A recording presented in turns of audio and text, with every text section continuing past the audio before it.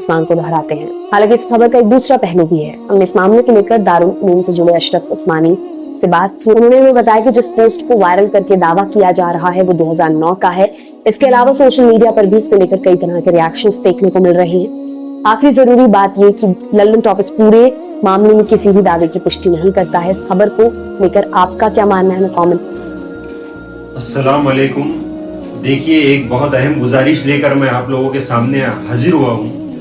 वो गुजारिश ये है कि हमको हमारे फ्यूचर के लिए, मुस्तकबिल के लिए सोचना है और उसके लिए कुछ ना कुछ वक्त निकालना है। जी हाँ, मैं जो बात कर रहा हूँ वो आज हालात मुल्क के अंदर जो मुसलमानों के है इस ताल्लुक से बात कर रहा हूँ। देखिए, हालात दिन पर दिन मुसलमानों के बिगड़ते जा रहे हैं और हर तरह से मुसलमानों को सताने की पूरी कोशिशें की जा रही है और पूरी प्लानिंग की जा रही है।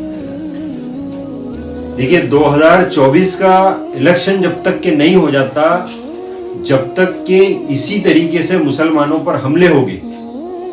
अब फिर से मैं पहली वाली बात पर आ जाता हूं। वो बात ये है कि हमें वक्त निकालना है, हमें वक्त देना है। जी हाँ, ये मैं इसलिए कह रहा हूं कि हम कोई बात सुनने के लिए तैयार नहीं है।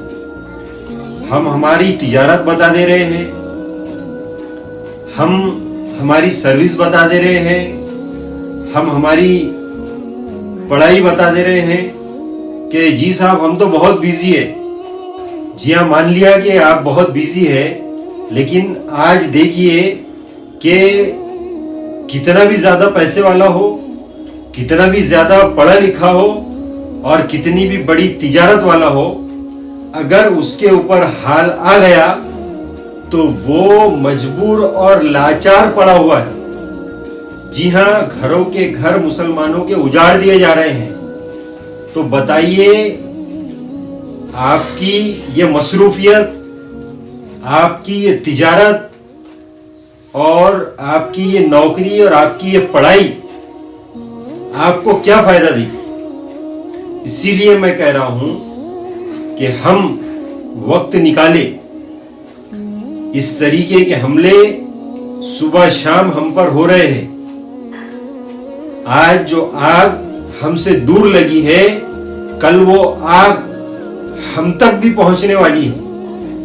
क्यों?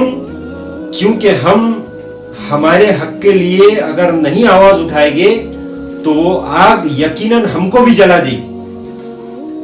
और ये मैं बात इतने दावे से इसलिए कह रहा हूं कि एक इंसान है जिसको कुछ कहा जाए कि भाई हम कुछ सोचते हैं तो वो ये तो जवाब मिलता है कि मैं बहुत बिजी हूं। मान लिया भाई बहुत बिजी है, लेकिन अल्लाह ना करे जो मुल्क में आज दूसरों के साथ हो रहा है कल वो हमारे साथ भी हो जाए तो फिर हम क्या करेंगे?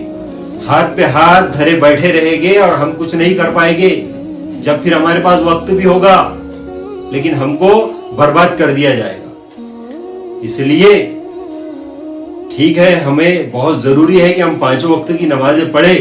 5 वक्त की नमाजें पढ़ने वालों के लिए भी और जो नमाजें नहीं पढ़ते उनके लिए भी जरूरी है कि नमाजें बिल्कुल पढ़े और नमाजें पढ़ने के साथ साथ में अपने लिए, अपने कौम के लिए और यहाँ तक कि अपने मुल्क के तरक्की के लिए कुछ सोचे। क्योंकि मुल्क की तरक्की भी जो है तो रुक चुकी है, मुल्क की जीपीडी भी गिर चुकी है। मुल्क के अंदर किसानों के हाल कितने बुरे हैं, मुल्क के अंदर दलितों के हाल कितने बुरे हैं, मुल्क के अंदर माइनॉरिटी के हाल कितने बुरे हैं। जी हाँ, इसलिए सिर्फ यही नहीं कि मुसलमान ही बल्कि जो माइनॉरिटी के अंदर जितने लोग हैं सब पर जुल्म हो रहा है कहीं ना कहीं। इसलिए सबको एक मिलकर, एक होकर इसके ये बुराई के खिलाफ लड़ना होगा, बुराई के खिलाफ आवाज उठाना होगा। अब लड़ेंगे कैसा? लड़ेंगे कानून के साथ। कॉन्स्टिट्यूशन है हिंदुस्तान का, हमको हक दिया है जी हाँ प्रोटेस्ट करने का, आंदोलन करने का, और जो हमारे साथ जुल्म हो रहा है उसके खिलाफ आवाज उठाने का, पेटिशन दाखिल करने का। जी हाँ, देखिए, और एक बात जो मैं आपको कहने जा रहा हूं वो ये है कि देवबंद को बदनाम किया जा रहा है और ये तो हो गई, یہ تو ہو گئی دن پر دن مسلمانوں کو اور مسلمانوں کے علماء کو اور ہمارے اسلام کو بدنام کرنے کی پوری سازش اور پوری کوشش ہوگی. جی ہاں, یہ بدنام کیا جا رہا ہے کہ دیوبند نے جو ہے تو غزوہ ہند کا فتویٰ دے دیا ہے اور یہ بدنام کر کے اس کی کوشش کی جا رہی ہے کہ ملک کا ماحول کو بگاڑا جائے. جی نہیں دوستو, جو ہے اس پر ہم کو سوچنا ہوگا کہ ہمارے ساتھ جو بھی ہو رہا ہے آئندہ ہمارے ساتھ نہ ہو, کسی اور کے ساتھ نہ ہو پورے ہندوستان میں, اور ہندوستان کی ترقی ہو. ہم ہندوستان کی ترقی ہی پہلے سے چاہتے ہیں اور ہم نے ہی اس کے آزادی کے لیے بہت بڑا ہمارا حصہ جو ہے تو قربان ہوا ہے. بہت سارے علماء ہمارے شہید ہوئے ہیں, وہ دیوبند کے علماء تھے جنہوں نے انگریزوں کے خلاف لڑنے کا فتویٰ دیا تھا اور ہندوستان کو آزاد کروایا تھا. جی ہاں, جتنے یہ لوگ ہندوستان کے حقدار ہیں اتنے ہی ہم بھی ہندوستان کے حقدار ہیں. ہم جو ہے تو بائی چوائس ہندوستان کے اندر رہنے والے ہیں, تو ہندوستان میں رہ رہے ہیں. ہم نے ہندوستان کی شہریت کو پسند کیا تھا. اور آخر میں ایک بات یہ کہوں گا کہ دیکھیے ابھی بھی ہم گناہوں کے اندر بہت زیادہ ملوث ہے. سب سے پہلی چیز تو یہ ہے کہ ہم کو ہمارے گناہ کو چھوڑنا پڑے گا اور اس کے بعد میں ہم کو ہمارے رب کو منانا پڑے گا, اللہ کو منانا پڑے گا. لیکن آج بھی گناہوں کے اندر ہم اتنے ہی ملوث ہیں, بلکہ اس سے کئی زیادہ گناہوں کے اندر ملوث ہے. دیکھیے سب سے مین چیز تو یہی ہے کہ ہم کو اللہ رب العزت کو منانا پڑے گا, سرکشی سے توبہ کرنا پڑے گا, گناہوں سے توبہ کرنا پڑے گا.